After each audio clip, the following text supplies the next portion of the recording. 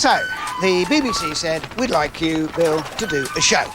And I said, fine, what about? And they said, anything you like, except it's got to be birds. I said, I've got an idea. Why don't we do one of those top 10 things? We'll have 2 top 10s. We'll have top 10 birds you love and top 10 birds you hate. So that's good value because it's a top 20. And they'll be British.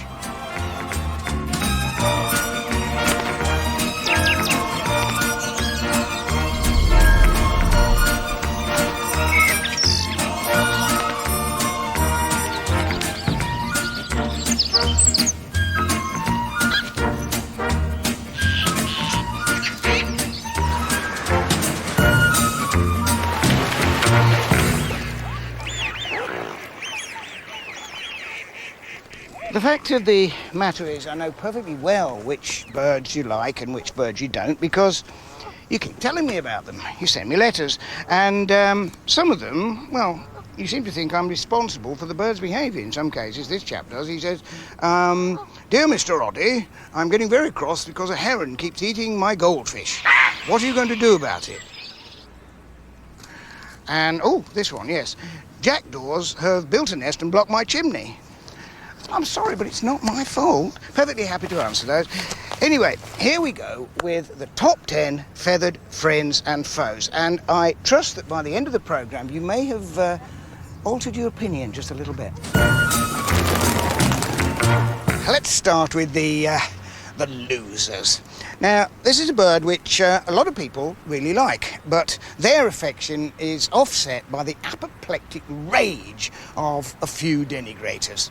A surprise entry.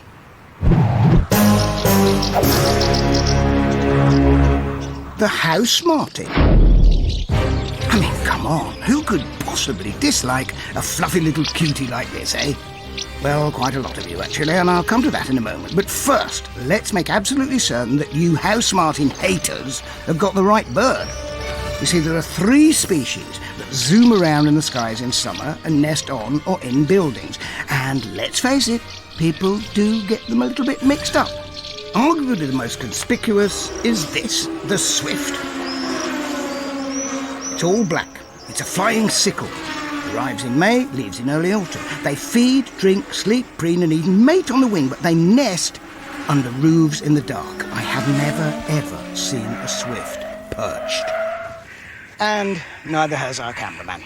Sorry about that. Then there's the more familiar and perhaps better loved quintessential summer migrant, the swallow. Sleek in the air, cute on a perch. Little red bib, long tail streamers. Builds a mud cup of a nest in barns, outhouses and so on. The swallow. Similar to, but not to be confused with, the house martin. Like a dumpy swallow, but no red bib, no long tail streamers, and a very conspicuous white rump. Did you see that? It also builds a mud nest, but it's more of a ball than a cup. And it's not hidden away. It's stuck on a wall under the roof overhang, so it's visible. And it's fantastic entertainment to watch birds coming and going, especially when they hang on the outside of the hole, or even better, when there are youngsters bursting to leave. Now, personally, if I had house martins on my house, I would be absolutely delighted. But there are some people who get worked up in a right old stew. Oh, house martins! Look at that damn thing. Built its nest right by the window, all night. Chirrupy, chirrupy, chirrupy, chirrupy. Can't get a wink of sleep. And look at the state of the front porch. There's squid all over the place, over the car, over the gnomes. I've even had them plop on me head. And yesterday afternoon, the vicar came round. Ding dong, opens the door. He looks up, he said, "Oh, did you know you got house martins?" Oh, straight in the eye. Squit, straight on his Bible. Poof. But for its indiscriminate, defecationary misdemeanours down at number 10. I'm sorry, it's the house martin. But please don't knock their nest down because they're lovely little birds. And talking about birds you love, let's go to number 10 in our feathered friends. Now, this is a bird which just about everybody has heard of, but very few people have actually heard, and even fewer have seen. Confused? I'll give you a clue. I may be right, I may be wrong, but I'm perfectly willing to swear. It's not the red kite. It's the nightingale.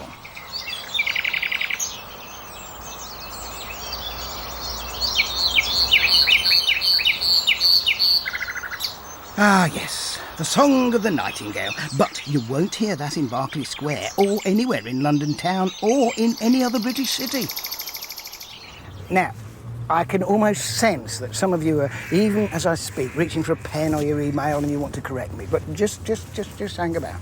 Because only a few weeks ago, I had one of my neighbours who lives opposite me ring me up. I picked up the phone and he said, Mr. Oddie, it's fantastic. You've got a nightingale singing on your roof. Now, what I said was, oh, great, thanks for telling me. But what I should have said was, that's not a nightingale, it's a blackbird. And another story, get this one, this is absolutely true, a letter I got from a lady who said, Dear Mr. Oddie, imagine my delight when last Christmas Eve I was returning from midnight mass and there was a nightingale singing by the light of the village Christmas tree. I didn't write back because I would have had to say, no there wasn't, it was probably a robin. So let's get this straight once and for all. Lots of species do sing at night, and especially in towns and in suburbs.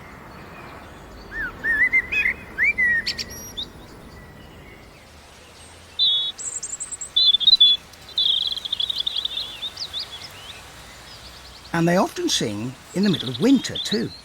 But this is the point. Nightingales are summer visitors to Britain. They arrive mid to late April, they only sing for about 5 or 6 weeks, and then they go quiet, and they leave again by August.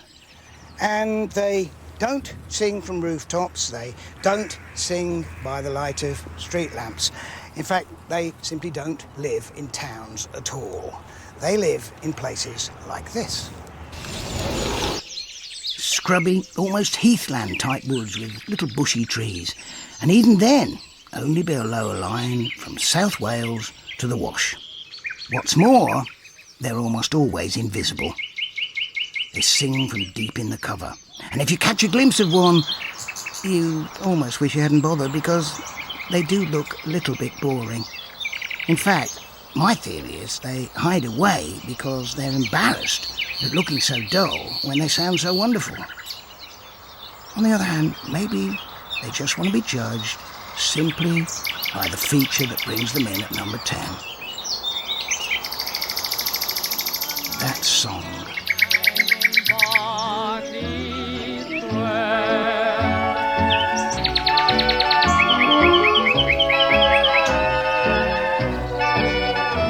And the nightingale sang in Berkeley Square.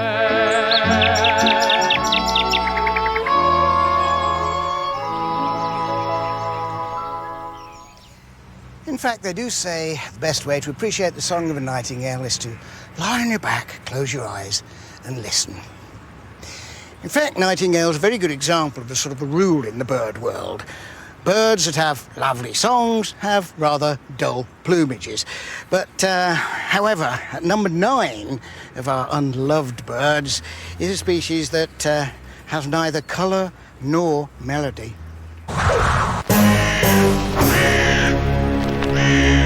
The crow.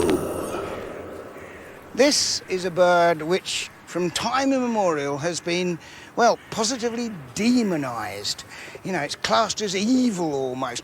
In fact, it's been the subject of quite outrageous prejudice, so much so that on its behalf I'm rather tempted to quote Ali G and say, is it because I's black? And the answer to that question is, oh yes, I'm afraid it is. And it's not just crows though. No. Rooks, cormorants, shags, most definitely ravens, all regarded by folk as birds of ill omen. And it's not just in folklore. Books, television, movies, all the same. Hitchcock's terrifying birds were largely, crows. And of course, every wicked witch has a confidant, which is invariably either a cat or a crow. Now, as it happens, one of those two deserves its dastardly reputation. No prejudice. Off you go, puss. But the other one, it's not as black as it's painted. Although the crow family could perhaps do with lightening up its image a little bit. They do take eggs, and they do take baby birds, and they do have the rather nasty habit of sticking their beaks in festering dead things. Carrion, hence the name, carrion crow. And even the continental subspecies is known as, a hoodie. Hoodies. They've probably been banned from shopping malls. Yes, well, the fact is crows are often, shall we say, discouraged from nature reserves. And let's face it, nobody could say they had mellifluous voices, could they? So, considering that crows are unlovely to look at and horrible to hear, why are they only at number 9? I mean, what's to like about them? Well, they're in fact very clever, enterprising birds. They are survivors, and I personally think they should be congratulated for that, not pilloried. Oh, and they're very good at attracting birdwatchers' attention by mobbing any decent bird that's around. Look at that! Crows! Barn owl! And talking of birds of prey, well, technically speaking, at number 9 in our list of beloved birds is this one. The owl. In fact, there's several species of British owl, but it's surely no coincidence that the one we love the most is the one we see the most, the barn owl. And the reason we see it is that, unlike most owls, which are of course nocturnal, the barn owl isn't. Well, not always anyway. Mind you, neither are some of the others, because you might just spot a little owl sunbathing in its favourite tree, or possibly a long-eared owl at its winter roost, or maybe a young tawny owl sitting up on a branch like a big feather duster. But it's only barn owls that we actually see hunting, especially during the late afternoon or early evening. It's that lovely adjective, they are crepuscular, which I think is reason enough to be grateful to them. Crepuscular. What a lovely word. And what a lovely bird. Fields of gold, when we walked in fields of gold.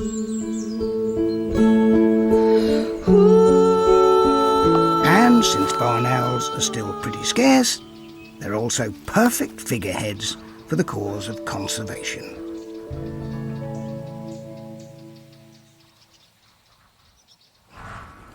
And like crows, barn owls are often featured in films. But unlike crows, they are never portrayed as the villain. They're always caring, canny and wise, like Harry Potter's feathered sidekick.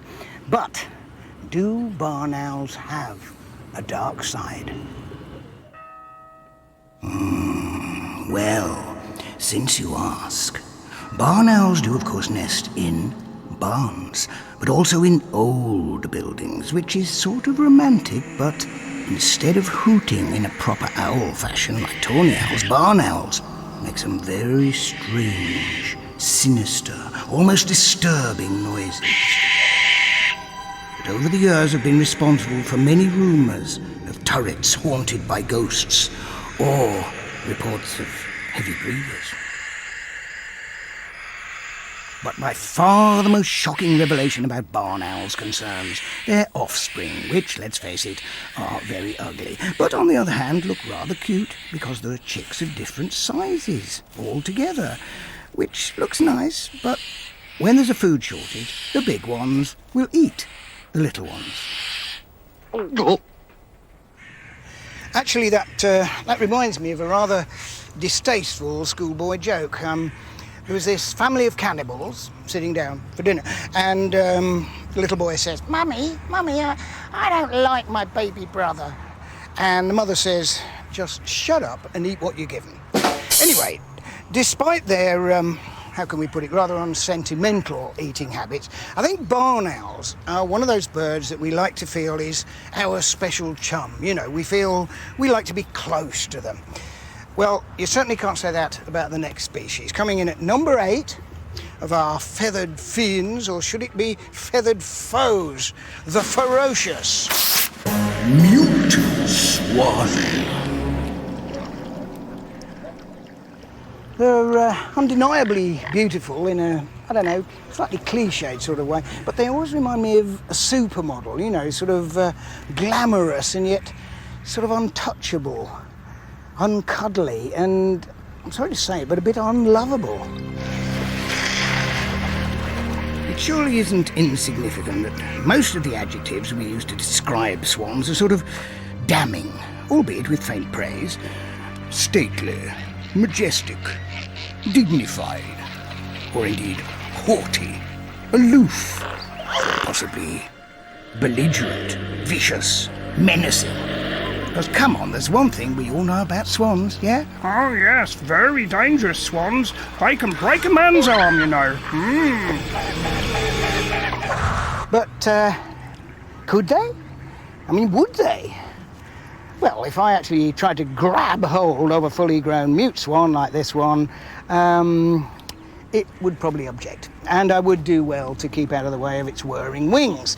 But that'd be panic rather than aggression, and I can honestly say that I've never, ever heard of a mute swan breaking a man's arm, or indeed a woman's arm, or a woman's leg, or damaging any other limb, except I did once get a beak in a rather sensitive area, but, you know, I was trying to get a close-up. Who can blame me?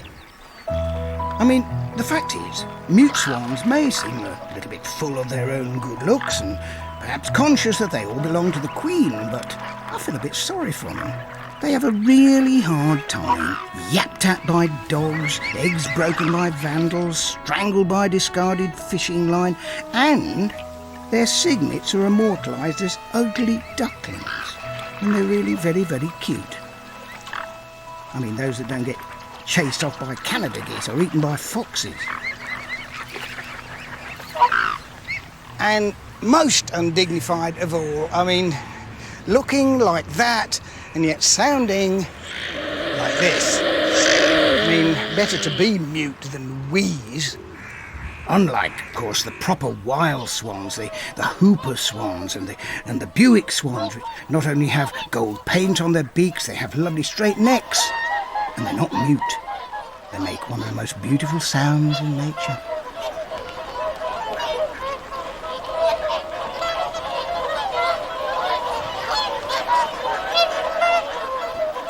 At least the next time you're out contemplating the mute swans and wondering whether they really do deserve to be listed amongst the unloved, you stand a very good chance of, in this kind of area, seeing the next of our feathered friends. At number 8...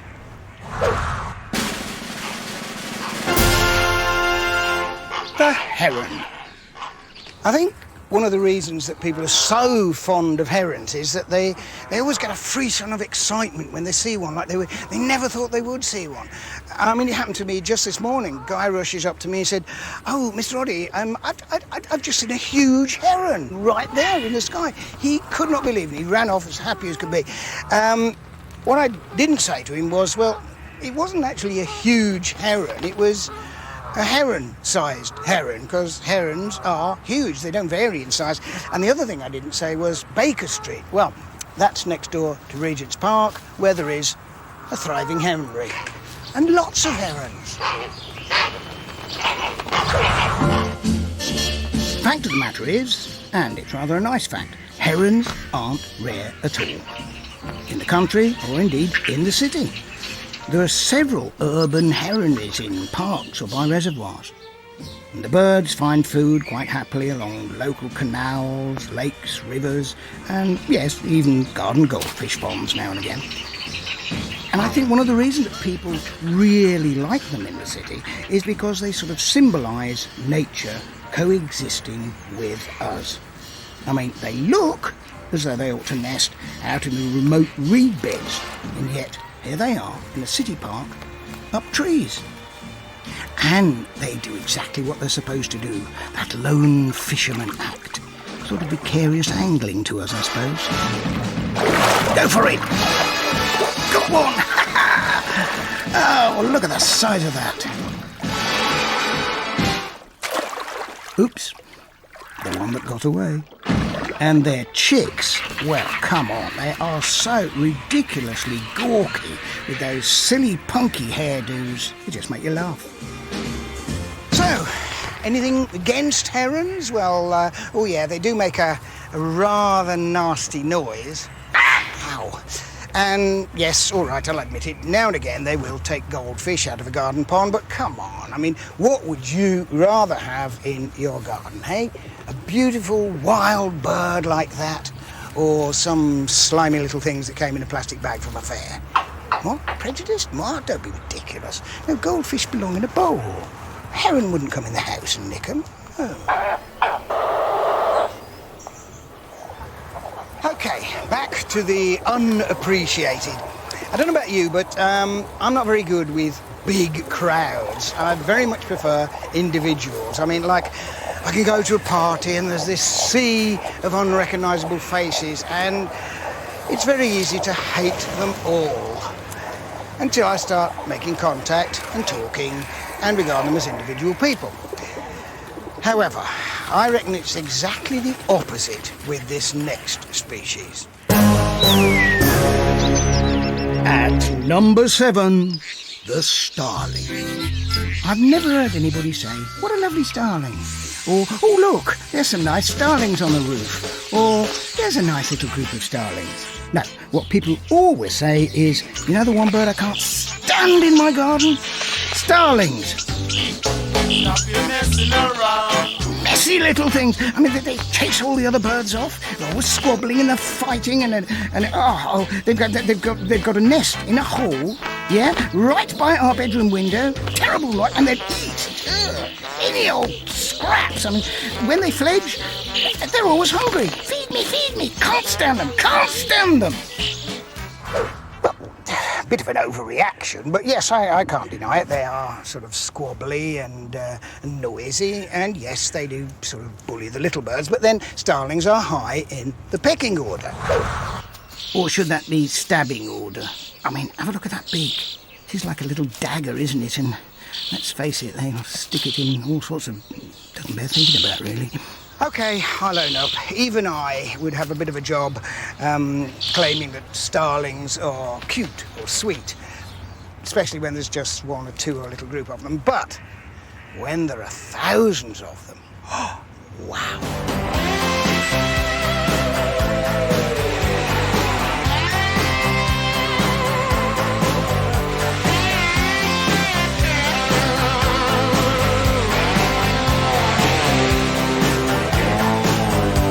I'm learning to fly around the clouds, but what goes up must come down.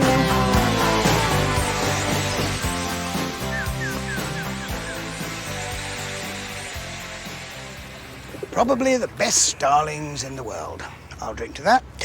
Anyway, from spectacle on a grand scale to cuteness on a tiny scale. In fact, the tiniest bird in Britain, but a big favourite coming in at number 7.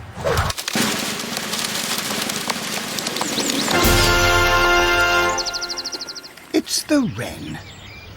And a baby wren, I mean, come on. If there is ever an endearing little bird, this is surely it. For a start, even the adults have got the figure. Dumpy and cute, cheeky little cocktail, zip around, all hyperactive. And here's the clincher. Open your mouth. Let it out, boy.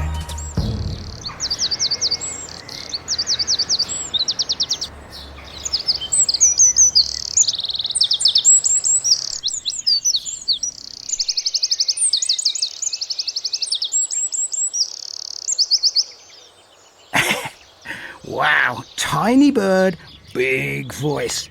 It's one of the loudest songs in the garden. In fact, it's one of the loudest songs anywhere. And there's a reason why it's so loud. It may surprise you to know the wren is the most numerous bird in Britain. Not because they're in big flocks like starlings, but no, because they are literally everywhere. Not just in gardens, but also out in some pretty wild areas. Moorland, mountaintops, sea cliffs, rocky islands. Everywhere you go, you will see, or more likely hear, wrens. In town, that song will cut through the noise of traffic. But in the wild, they can overpower the roar of the wind or the constant crashing of the sea. Noisy, tubby and tough. Yes, well, actually, no wonder I identify with wrens. Anyway, the thing is, ironically, the only people who resent wrens are certain bird watchers, especially twitchers who think they've seen a rarity, a little warbler somewhere in the undergrowth, and they can't get a good view, and they'll spend hours and hours and hours waiting, and then finally, boing. Oh no, it's just a flipping wren. Actually, that brings me very neatly to number 6 of our unloved.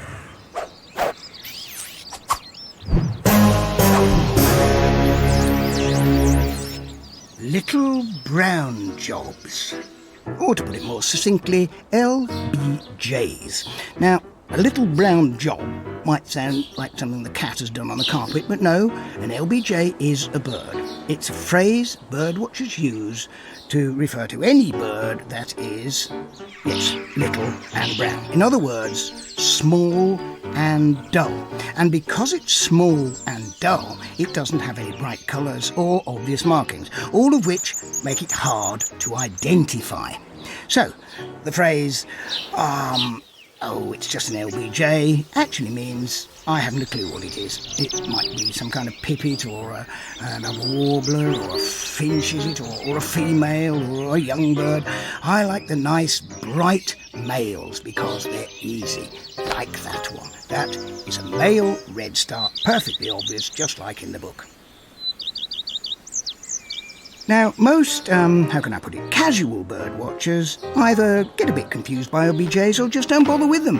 Why not just stick to the big, obvious birds like male yellowhammers? Fair enough? But to a serious bird watcher, dismissing a bird as, just a little brown job would be a total heresy, especially to a twitcher. Now, don't worry about that word twitcher. You don't need to know where it comes from. But what you do need to know is that a twitcher is a bird watcher who is obsessed with rare birds. And as it happens, many rare birds are, you've guessed it, little brown jobs. What's more, many of them are very skulky. They hide away, very hard to get a good look at. So to a twitcher, news of an unidentified LBJ is exciting because until it's been seen well and identified, it might be a rarity. The fact is, an unidentified LBJ can keep twitchers' hearts a-fluttering for hours until it shows itself to be a nightingale, which is pretty good, or a house sparrow, which isn't quite so good, or even worse, it's a robin. Or most likely of all, it's just a flipping wren, at which point the little brown job becomes unwanted and unwatched by beginners and experts alike, thus qualifying it to be on the list of the unloved. Meanwhile, what is at number 6 of our favourite birds? Here's a clue. Cue panicking pigeons. It's the kestrel. OK, now I'm often asked, what are the small hawks I keep seeing? Are they kestrels or sparrowhawks? And I ask, was it hovering? And if the answer is yes, it's a kestrel. That's the rule. Sparrowhawks, and this is a sparrowhawk, don't ever hover. In fact, they spend an awful lot of time in the woods, so we don't even see sparrowhawks very much. Meanwhile, if the bird is hovering, whether it's over the woods or a motorway, it's a kestrel. In fact, if hovering was all that kestrels did, that would be reason enough to love them. But they have that fantastic shape, absolutely perfect for badges like the Young Ornithologist Club, or medals, RAF medals, things like that. They've been in poems, they've been in songs, and I think best of all, they're in the habit of nesting on office block window ledges, so that office workers can begin to talk about their kestrels. And they can watch them grow from fluffy little chicks into youngsters, getting their first hunting practice. Hours of entertainment watching this. Start with the easy stuff, leaping on fag ends, and maybe a grasshopper or two. And then eventually learning to hover. And just in case you feel I should point out that they are birds of prey, the scourge of small rodents and even songbirds, kestrels do get bullied themselves, usually by crows or magpies that love ganging up on this bijou little falcon that would never do anybody any harm. Unless, of course, you happen to be a vole or a small bird. Ah, isn't it sweet? In fact, the only people I've ever heard whinging about kestrels, it's those twitchers again, hoping for a rare falcon, and it's just a kestrel. Sacrilege, I call it. Anyway, onwards and upwards, or should it perhaps be downwards, because we are now coming to number 5 of our feathered foes. Now, where is that number? Oi! This...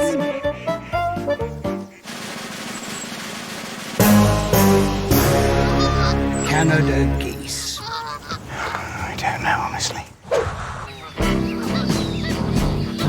Now, first of all, let me stress it's not because they're Canadian. I mean, Canada geese in Canada are fantastic, but our Canada geese don't really belong here. You see, they were brought in by people who wanted to stock up their gardens with exotic wildlife back in 1665, the year of the Great Plague. Any connection? No, don't think so. But these landowners often made rather dodgy and very noisy choices. For example, peacocks. They look spectacular in a vulgar sort of way, but the noise, that's about as irritating as anything in nature. All right. Then, of course, there were grey squirrels. They weren't a great idea either, because they're pushing out our sweet little red squirrels. And Canada geese are, well, they're sort of a large, honking water equivalent of grey squirrels.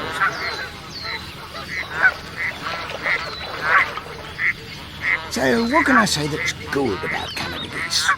Well, the goslings are rather sweet, and that's about it, really. OK, so we now move into the top 5 feathered friends, although I'm not absolutely convinced that friend is quite the appropriate word for this next bird, and the truth is, it could have been in either list. At number 5, it's the jay. And the reason jays get a tick rather than a cross is that they look undeniably exotic. So much so that people can't usually believe that something so extravagantly lovely could possibly be a common British garden bird. But it is. I do often get asked about mystery birds that people have seen. There was a bloke stopped me in the street the other day and he said, yesterday afternoon I saw the bird on my bird table. How incredible colours, you know. Has it escaped from a zoo or what? And I had to say, I bet it was a jay. And I get descriptions like this one, for example. I've seen this bird in my garden. It's pink with a crest, and it has black and white wings. And I've looked in the book, and I'm sure it's a hoopoo, even though it does say that they're very rare in Britain. Yes, they are, especially in the backyard in Manchester in December. Your bird is not a hoopoo, it is a jay. You see, different people seem to notice different bits. It had bright blue wings. That's a jay. It had a dazzling white rump. That's a jay. As well as a crest, it had a sort of drooping moustache. It's a jay. Pink. Jay. Crested. Jay. Moustached. Jay. Blue-winged. White rumped. Jay! It was very pretty. Jay! Unfortunately, though, jays, despite not being just black, are members of the crow family, and like crows, they are partial to the odd carcass, and they do also make some truly hideous noises. In fact, at least one of those noises gave the bird its name, jay. They do one very good service, though. They collect acorns and they bury them, and they forget where they planted them, and thus oak woodlands are spread. So, at number 5, bit of a wide boy, but undeniably flashy with it, the jay. Right, we're getting into the top 4, and I'm willing to bet that you're sitting at home thinking, what hasn't he done yet? What hasn't he done yet? Well, I'll tell you one I haven't done. And it's a bird which a lot of people seem to blame for the disappearance of all our garden birds. It's a lot of people's number 1 hated bird. But I put it at number 4.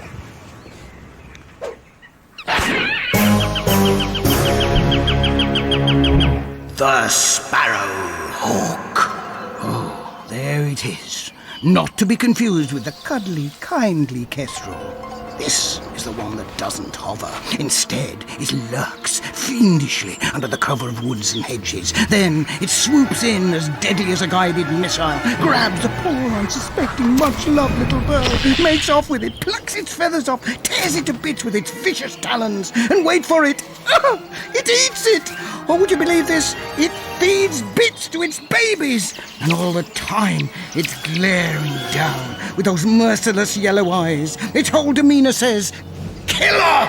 Well, it may say that to a hapless little blue tit, or possibly to people who are jumping to conclusions, but to me it says magnificent little hunter with a totally unjustified reputation. Now, let's get this straight. It is true that over the past 30 or 40 years, some species of songbirds have very much declined. And it's also true that during the same time, sparrowhawks have increased. But it's not true that the two are directly connected. This is a matter of putting 2 and 2 together and getting 5, or in songbird terms, getting less. Studies have been done, and in the areas where sparrowhawks are doing well, so are the songbirds, and in the areas where songbirds are scarce, so are the sparrowhawks. It's natural balance, because no predator will destroy the supply of its prey. If sparrowhawks wiped out all the small birds, the sparrowhawks would die of starvation. There's plenty of reasons why garden birds are in trouble. Decking, cats, pesticides, but it's not sparrowhawks. And the reason we see more sparrowhawks these days, well, they used to be poisoned and persecuted. They're recovering from a time when gamekeepers regarded them as the devil incarnate, which they are not. So, let's get on to a bird which surely everybody loves. In fact, it's many people's favourite bird. In fact, it's many people's favourite anything. It's a living cartoon character, surely designed purely for our viewing pleasure. Coming in at number 4, and with a lot of soul, the puffin. Now look, I love puffins, of course I do. They're funny little chaps. You only have to look at them and you smile. They do funny walks. And yes, a little gathering of them do look as if they're talking to each other. But, you know, that's the thing. Isn't it a bit egocentric of humans that we're particularly fond of wildlife that looks like us? I mean, anything that walks upright. Penguins, chimps, meerkats. Or maybe here's a better way of looking at it. Perhaps we are being self-effacing, you know. Oh, I love puffins. They're as daft as human beings, aren't they? And actually, come to think of it, the sort of people that puffins do resemble are, well, perhaps ripe for a little satire. I mean, look, they're wearing dinner jackets, aren't they? They're like a bunch of pompous old codgers meeting for a reunion dinner. Young people today, scruffy bunch. When I was a chick, I had to manage on 2 sand eels a day. Sand eels? You were lucky. I had to make do with worms. And they may look nice and neat, but they're ever so clumsy. What's this? Crash landing. Oh, hope nobody saw that. Off I go, down the hole. You ain't seen me, right? It's that classic comedy character, really, isn't it? It's pomposity losing its dignity, you know, like Basil Fawlty or the vicar losing his trousers. Although I've got a suspicion that puffins know exactly what they're doing because they're born entertainers. They're putting on an act. And let's face it, they've got one trick that never fails to bring the house down. I am now going off fishing. I shall return with not one, not two, but a whole beakful of slippery sand eels. How do I do it? Do I catch them one by one or all at once? How do I get my beak to add another without the others getting away? Well, that is a secret known only to the members of the Puffin's Magic Circle. I thank you and good night. Right, on to the top three. If you can have a top three of the least liked something or others, I suppose it really ought to be the bottom three. But in any case, at number 3 is a potential number 1. This is a bird that's probably detested by the same people that hate sparrowhawks, and it's most certainly accused of finishing off any of the songbirds that the sparrowhawks missed in the first place. Any guesses? Of course, it's the magpie. The plumage is black and white, but the reputation certainly isn't. What's the rhyme? 1 for sorrow, 2 for joy, 3 for a girl, 4 for a boy, 5 for silver, 6 for gold, 7 for a secret never to be told, 8 for a wish, 9 for a kiss, and 10 for a bird that's best to miss. I mean, are they good? Are they bad? And what about that stuff about stealing shiny things? Believe what you will, but one thing please do not believe, and it's this. Yes, garden birds have decreased and magpies have increased, but the two are not connected. Jays do it, crows do it. Magpies get the blame because they're really conspicuous, big gangs of them, really obvious. But with the sun shining on them, they're rather handsome, don't you think? Not convinced? Well, the truth is that over the centuries, people's attitudes to magpies has indeed fluctuated quite a bit. We like them, we don't like them, we don't like them, we're not sure, oh, I don't know. But coming in at number 3 favourite is a bird whose reputation has remained forever totally untainted.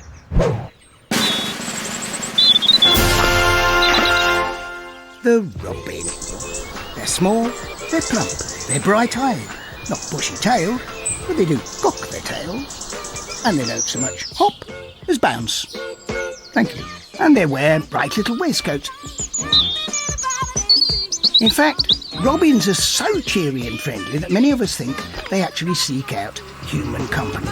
And maybe they do, but it's only because we provide things for them. Like, for example, novel nest sites.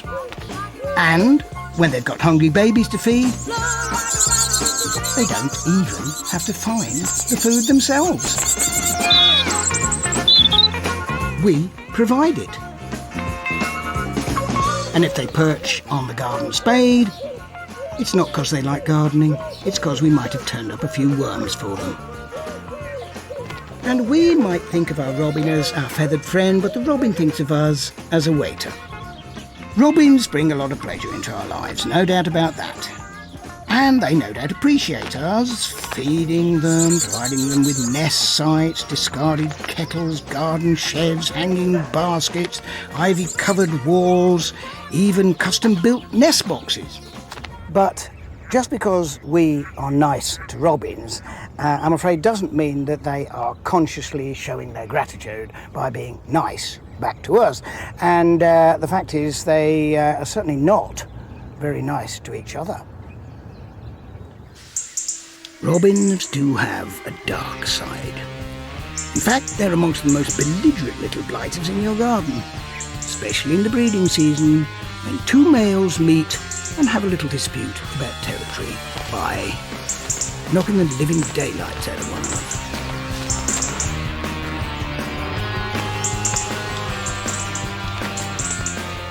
The winner Or rather, at number 3, the Great British Robin, not to be confused with this one, which is the bigger and gaudier American robin. But let's face it, wherever you are in the world, the robin on the Christmas card is this one. Makes you proud to be British, doesn't it?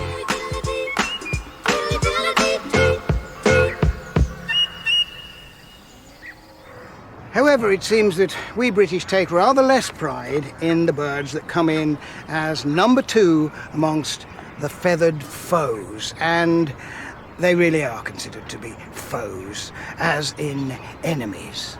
Ladies and gentlemen, I give you, but you won't want 'em, the gulls. Now, you notice I said gulls and not seagulls. Now, there's 2 reasons for this. The first one is that it isn't the gulls that live by the sea that people really detest. And the other reason is there's no such thing as seagulls. There are, in fact, several different species of British gull. This, for example, is a black-headed gull, which isn't a great name because it's got a brown head. And during the winter it doesn't have any at all. I don't mean it doesn't have a head, it has just a little mark on it. Oh, and this is a much better name. This is a black-backed gull. There's a big one called a greater blackback and a slightly smaller one called a lesser blackback.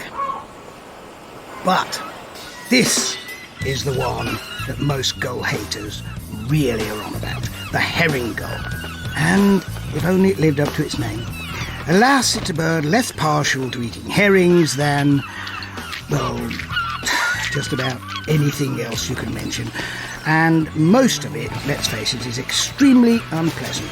Indeed, it's barely recognisable as food. OK, some of it we've thrown away, so that's fair enough. But some we haven't even finished. Either way, it doesn't really give the gulls a very savoury image, because the fact is, yes, they do eat revolting, festering rubbish, and they also steal our sandwiches, or our fish and chips, or anything, really. And not only are they thieves, they are thugs. I mean, hardly a day goes by without there being a headline in the papers or an item at the end of the news. Seagull attacks my, whatever it is, my dog, my wife, my baby, me. Anything. Yes, and it's not funny, actually. It isn't typical journalistic scaremongering, I'm afraid, no. Because city gulls will attack anybody who wanders into their breeding territory. Which, let's face it, is fair enough. Perfectly natural behaviour for those that nest on remote cliffs and islands. But it is rather less appropriate, perhaps, in the middle of a city, which human beings do tend to assume is their territory. So why don't they stick to the sea, where they belong? Well, no surprise here.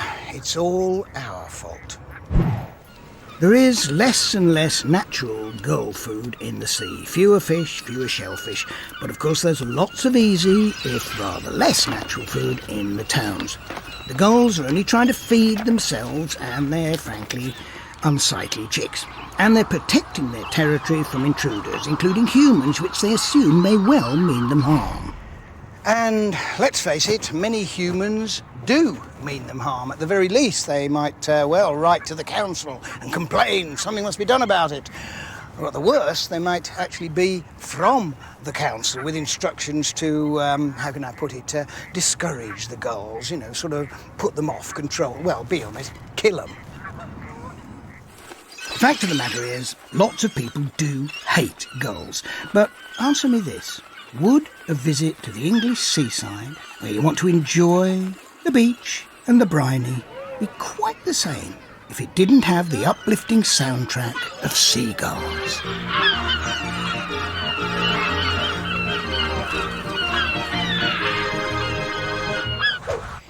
Even here in the middle of London, I find that quite an emotive sound. Right, on to the top 2, the runner-up. Now, this was very tricky because, be honest, if I asked you at home to shout out the name of your favourite bird, there'd be quite a few, wouldn't there? What am I hearing? Robin! Robin, yes. Wren, a couple of song thrushes. But drowning them all out, an enormous chorus of men, women, children, young, old, even a couple of pets perhaps, and mixed in with just a little bit of giggling at the naughty word. Well, 2 naughty words, actually.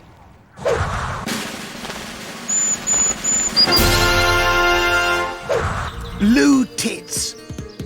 Actually, great tits would be naughtier, but great tits aren't so cute, aren't they? A bit obvious and shiny to be anyone's favourite. So blue tits, it definitely is. I mean, robins look lovable, but these little chaps, and ladies, both sexes are the same, are, well, what are the words that describe their looks?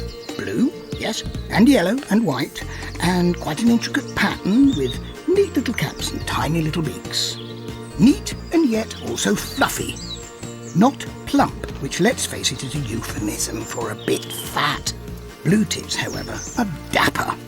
And what's more, they come to your garden feeders, and they don't just hop around or flit in and out. They're acrobatic. And so full of energy. 1 minute on the nuts, the next minute feeding the babies, then down to the bird bath, have a quick shower, and back up to the nest again. And what went on in there used to be a mystery, but not anymore. Now, thanks to modern technology, for example, as on Springwatch, we're all more familiar with what goes on inside a blue tit's nest box than in our own bedrooms. What's more, it may not be an exaggeration to claim that in recent years, the joys and tragedies of baby blue tits have gripped the nation. I sometimes wonder, do we care more for them than we do for our own families? Nah, surely not. Not to mention the joys of, admittedly childish and yet strangely irresistible tit jokes, eh? Know what I mean? So, I have no qualms whatsoever in declaring the blue tit as Britain's most beloved single species. And yet, I hear you say, it's only at number 2. Hang about, keep watching. The climax is to come, but first, the nadir.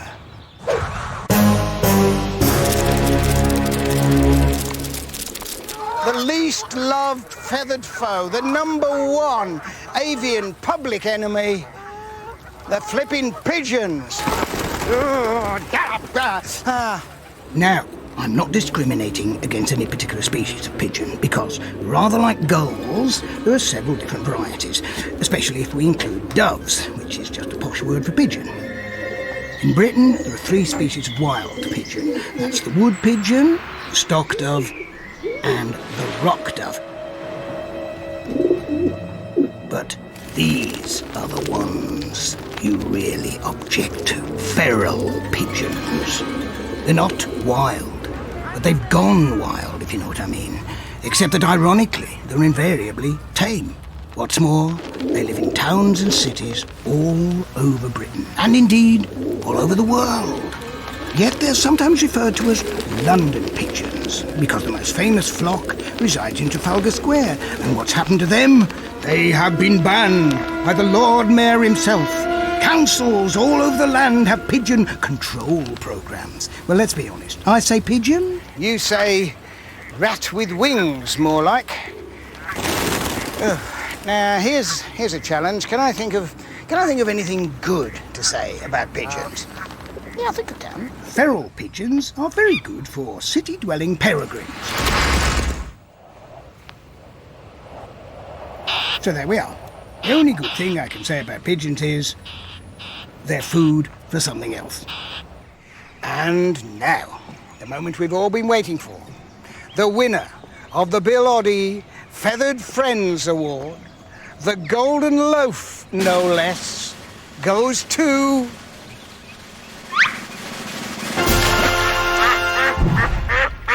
the ducks. Now, let me explain. This one is very much my decision. It's not because I thought you'd disagree, it's just I honestly thought you probably wouldn't even have thought about it. And no insult intended, I promise you. It's, let me explain. All the ducks are swimming in the water. If you think the gull situation is complicated, the duck situation is even more so.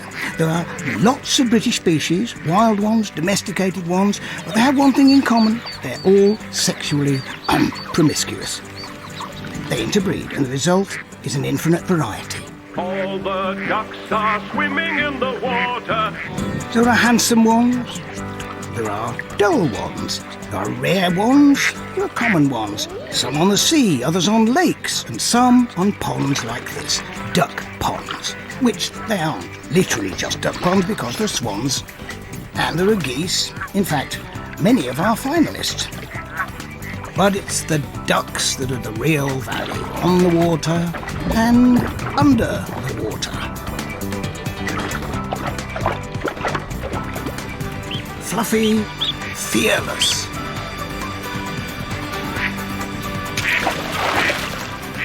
And friendly. It's no wonder that we flock to feed them. The fact that we feed everything else, well, that's not really the point. The point to me is this. Feeding the ducks is for most people our very first contact with wildlife. You don't even have had to learn how to walk. It's often a baby's first outing of any kind. We're just going to feed the ducks. All the ducks are swimming in the water. Now that is very special. A human being's first contact with wild creatures. And it's a pretty intimate contact too. We see them, we hear them, we meet them, we feed them. And already there's a perfect example of a beneficial interrelationship between human beings and the natural world. So, there you have it, Britain's top 10 feathered friends and foes. Let's round them up, starting with the foes. At number 10, for its indiscriminate defecating, well, he plops a lot, the house martin. At number 9, he's black and he's bad, the carry-on crow. Silence isn't quite so golden at number 8 for the mute swan. Two's company, three's a bit of a nuisance, the starling at number 7. Little brown jobs, enough said about that, at number 6. And at number 5, an import, Canada geese. Swooping in at number 4, the sparrowhawk. And the magpies in the dock at number 3. Flying in at number 2, those squawky old gulls. And at number 1, those rats with wings, the ones you love to hate, the pigeons. Moving on to the show's heroes. At number 10, the star singer, the nightingale. At number 9, he'll turn heads, especially his own, the barn owl. Fishing around at number 8, the grey heron. He's loud, he's proud, he's tiny, the wren at number 7. Hovering around at number 6, the kestrel. At number 5, bit of a wide boy, the jay. And at number 4, the avian Charlie Chaplin, the puffin. At number 3, our little garden chum, the robin. And that daring dangler, the blue tit, at number 2. And our number 1 feathered friends, it's the ducks. I mean, imagine a world without birds. Come on, love them, hate them, top 10, top 20, doesn't really matter. We wouldn't be without them. Come fly with me, let's fly away. Come fly with me, let's fly. Pack up, let's fly away.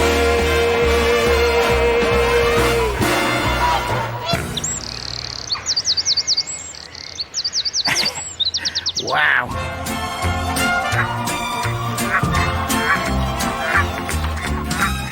Clever creatures have taught humans plenty. From BBC Sounds, a fascinating podcast, 30 Animals That Made Us Smarter. Download the app to listen. And David Attenborough follows animals fighting for their futures in Dynasties, streaming on iPlayer.